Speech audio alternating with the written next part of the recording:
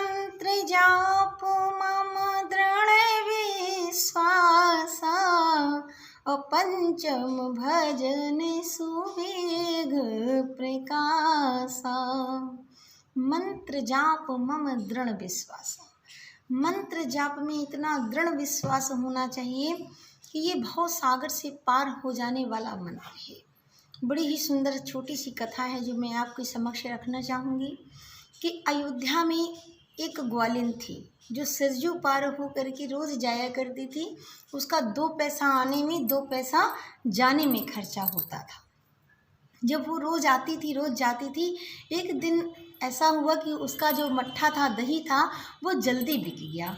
और जब जल्दी बिक गया तो उसने सोचा कि बगल में राम कथा हो रही है तो थोड़ी देर बैठ कर के मैं राम कथा सुन लूँ। तो राम कथा में व्यास जी कह रहे थे क्या, भटक रहे हो संसार में, अरे भटक रहे हो संसार में, अरे कर कर भ्रष्टाचार, भव सागर से जीव ये कैसे पावे पार, तन बल धन बल बुद्धि बल करे न एको काम, एक बार मुख से कहो जय जय जय सिया राम। उसने सोचा अरे मैं तो रोज पैसा खर्चा करती हूँ सरजू पार होने के लिए, यदि भव सागर से पार होते हैं इस मंत्र से तो क्या मैं सरजू पार नहीं हो सकती। उसने मन में विचार बनाया कि कल से मैं नाव से नहीं जाऊंगी, अब तो मैं सीताराम ही करते हुए जाऊंगी। और वो डेली यही करने लगी। इसी प्रकार रोज सीताराम करती रही और करते हुए ही वो सरजू पार होने लगी। और एक दिन उसने ये सोचा मन में कि जिन महाराज जी के कारण आज मेरा पैसा भी बचा और ये मुझे ज्ञान की युक्ति मिली, तो आज क्यों ना मैं उन महाराज जी को भी अपने घर बुला करके आमंत्रित करूं। उन्होंने अपने घर में बुलाने के लिए सोच लिया और पंडित जी के घर में जाकर के पहुंच गई और पंडित जी से कहने लगी, महाराज मेरे घर में आज आपको आना है और आप आइएगा, आपका निमंत्रण है महाराज जी। महाराज जी ने कहा ठीक है बिटिया हम आ जाएंगे, कोई बड़ी बात नहीं है। और जैसे गई गुरुजी से बोली चलिए महाराज सारी तैयारी हो गई है। गुरु महाराज ने अपनी छड़ी उठाई, बढ़िया कपड़े पहने, चश्मा लगाया और लगा करके पहुंच गए सरजू घाट पे। ऐसे घाट में जाकर के पहुंचे जहां पर नाव ना थी। अब महाराज जी मन में सोच रहे हैं कोई अच्छी व्यवस्था किए होगी अपना, लेकिन महाराज जी से कहती है महाराज जी आप इस घाट से आइए। महाराज जी ने कहा वहाँ नाव तो नहीं दिख रही है। तो उन महाराज जी का हाथ पकड़ी और सरजू के घाट में लेकर के खड़ी हो गई। और अपना तो खड़ी हो गई तो अपना तो नहीं डूब रही और महाराज जी की कमर से पानी आ गया, क्योंकि वो क्या कर रही थी, वो ठाकुर जी का नाम जप रही थी और गुरु महाराज से भी कह रही थी क्या, गुरु जी बोलो सीताराम, गुरु जी बोलो सीताराम। अब महाराज जी सब कुछ बोले पर सीताराम न बोले, लेकिन बार बार वो कहती गुरुजी बोलो सीताराम, गुरुजी बोलो सीताराम।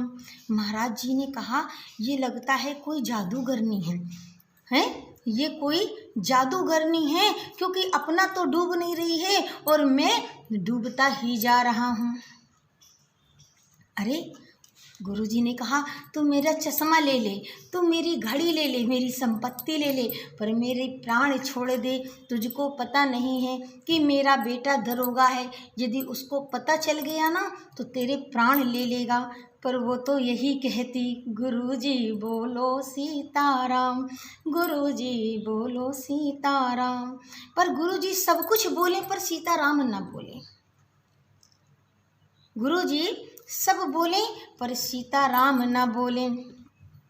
जब गुरुजी ने देखा कि अब तो पानी गले तक आ गया, तब गुरुजी बोले उबारो सीतावर घन श्याम, उबारो सीतावर घन श्याम।